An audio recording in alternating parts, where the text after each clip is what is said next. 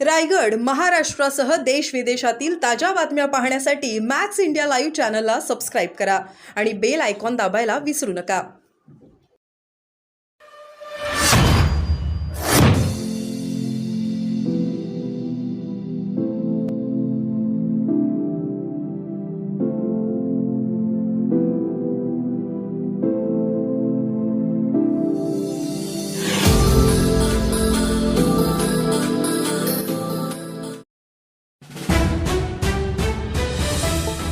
मला आमदार ते मंत्री करणाऱ्या महाड मतदारसंघाच्या विकासाला प्रथम प्राधान्य.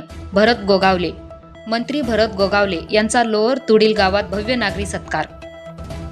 महाड पोलादपूर मतदारसंघाचे आमदार आणि नवनिर्वाचित मंत्री झालेले भरत गोगावले यांचा रायगड जिल्ह्यातील भव्य दिव्य नागरी सत्कार महाड तालुक्यातील लोअर तुडील या गावात करण्यात आला. यावेळी त्यांनी मी महाराष्ट्राचा मंत्री झालो असलो तरी आमदार ते नामदार करणाऱ्या माझ्या मतदारसंघातील जनतेच्या सर्वांगीण शाश्वत विकासासाठी प्रथम कटिबद्ध असेल, असं प्रतिपादन मंत्री भरत गोगावले यांनी या नागरी सोहळा सत्कार समारंभात केलं. या नागरी सत्कार सोहळ्याला हजारो बांधव उपस्थित होते. Dhammasheel Sawant, news bureau, Raigad.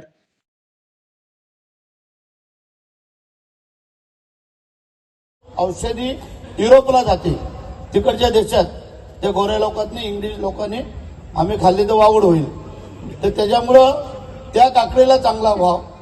बघा, ते पण लोक तिथे येतात. भाजीपाला, फळझाडं लागवड केली, ह्या सगळ्याचा विचार केल्यानंतर एकही माणसाकडं सायकल नव्हती, प्रत्येकाकडं मोटरसायकल आली. आणि आता ते बोलले आम्ही काही दिवसामध्ये आम्ही 4 व्हीलर घेणार.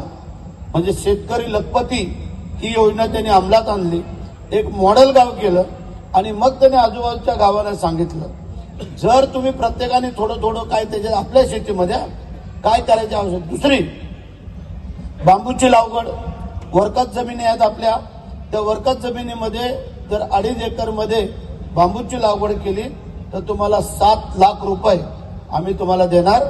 1 रुपया परत द्यायचा नाही. 3 ते 4 वर्षांनी तुम्हाला त्या बांबूचं पीक मिळत राहणार. कंटिन्यूस तुम्हाला जसे वाढतील तोडले पैसे मिळाले. ह्या सगळ्या गोष्टीचा विचार केल्यानंतर आम्ही बोला आमचे डोंगरच्या डोंगर ओस पडले, आम्ही एकही जागा काही शिल्लक ठेवणं विकल्याशिवाय.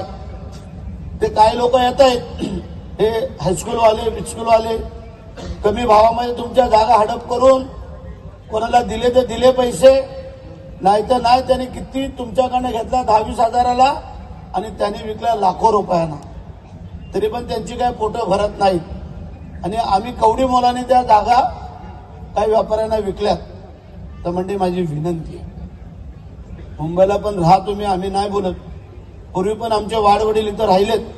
4 मुलं असली तर 2 मुंबईला, 2 इथं. आई वडील, त्या 2 भावांच्या परत बायका इथं राहणार, त्यांची मुलं आमची शाळेत जाणार आणि तिकडे दर महिन्याला आपले पैसे पाठवणार. मग तुम्ही आम्हाला सांगा, नालासोपाराला राहणारी मंडळी, विरार वसईला राहणारी मंडळी, ह्यांना जर मुंबईला यायचं झालं नोकरीला, सकाळी 4 वाजता उठावं लागतं आणि 5ची गाडी पकडावी लागते. तेव्हा 7च्या ड्युटीला ते हजर होणार. 2-3 दिवस नाही कामाला गेलो का तुमचा पगार कट. आमच्या शेतीतले आम्ही मालक का 24 तास त्या शेतामध्ये नाही राबायचं आहे. इकडं कर्जत, कल्याण, बदलापूर, अंबरनाथ, इकडून तोच वेळ लागतो. आता नवीन आमच्या पनवेलपर्यंत गेलीत लोक. मग सांगा, तुम्हाला प्रयोग करून पाहू आपण.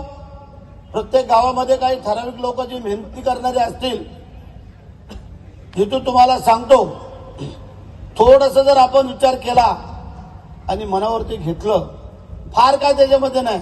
तुम्ही तुमचंच करायचं, तुम्हालाच आम्ही पैसे देणार, तुम्हीच ते विकायचं आणि तुम्हीच पैसे कमवायचे. म्हणजे अगदी जमीन नांगरतीपासून, बांध बंदिस्तीपासून, सगळं करण्यापासून, झाडं लावण्यापासून, मशागत करेपर्यंत तुम्हाला आम्ही पैसे देणार. म्हणजे विनंती आहे की वर देशावरती ह्या योजना राबवल्या जातात. आम्ही बोलतो आमची शेती कमी आहे, पाणी तर प्रचंड पाऊस पडतो, तुम्हाला इतर कुठनं पाणी आणायची आवश्यकता नाही. एका विहिरीला 5 लाख रुपये आम्ही देतो. ती विहीर तुम्ही तुमच्या शेतामध्ये बांधायची, तेच पाणी वेगवेगळ्या पद्धतीने तिथंच त्यांना द्यायचं आहे. काय कुठंच काय करायची आवश्यकता नाही. ही माझी विनंती आहे. मी एक 26 जानेवारीच्या नंतर आपल्या कार्यकर्त्यांच्या मिटिंग बोलून माझे अधिकारी पाठवून तुम्हाला योग्य असेल ते, सगळ्यांनी एकच शेती नाही करायची, वेगवेगळी. कोणी मोगऱ्याची झाडं लागली, कोणी जाईची लावा, कोणी जुईची लावा, कोणी टगराची लावा, कोणी अनेक काही वेगळे असेल, कोणी फळाची झाडाची हे करू, कोणी माशाची तलावाचं आपण करू. फार काय नाही, एकदा मासे सोडले का त्याच्यामध्ये आपल्याला फक्त खाणं टाकायचं आहे आणि वाढले का काढायचं आहे. तर म्हणजे असो, मी पुन्हा एकदा तुम्हाला मनापासून, कारण मतदारसंघातला मोठा सत्कार हा तुम्हाला पहिला मान मिळाला, लक्षात ठेवा. लक्षात आलं का? कारण तुम्ही केलेली काही कामांची पोचपावती ही आम्हाला सांगायची होती.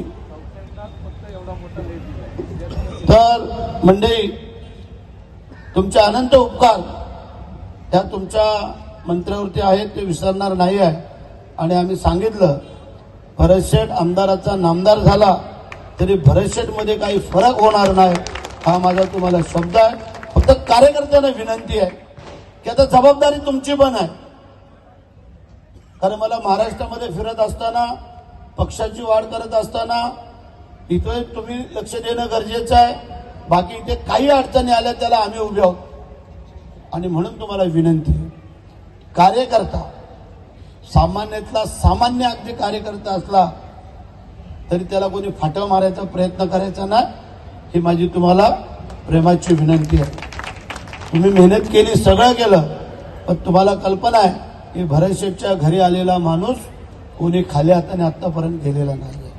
आता जे काही येणारे आहेत त्यांना बरोबर घ्या, आपण काम करू, आपण पुढे जाऊ. येणारी जिल्हा परिषद असेल, पंचायत समिती असेल, ग्रामपंचायती असेल, हे तुम्हाला कार्यकर्त्यांमधून तुम्ही जो काही सांगाल उमेदवार त्याला निवडून आणण्याची जबाबदारी तशी मागच्या वेळेला घेतली, तशी आता पण घेतो. तुम्हाला सगळ्यांना ज्याने ज्याने हा कार्यक्रम यशस्वी करण्यासाठी जी मेहनत घेतली त्यांना नक्कीच धन्यवाद देणं गरजेचं आहे. वेळ झालेली आहे, तुम्हाला भूका लागलेल्या आहेत, आम्हाला पण लागलेल्या आहेत. केवळ या कार्यक्रमासाठी मुंबईवरनं येऊन मला परत रात्री परत जायचं आहे, कारण उद्या परत आमची कॅबिनेटची मीटिंग आहे. माझ्या खात्यात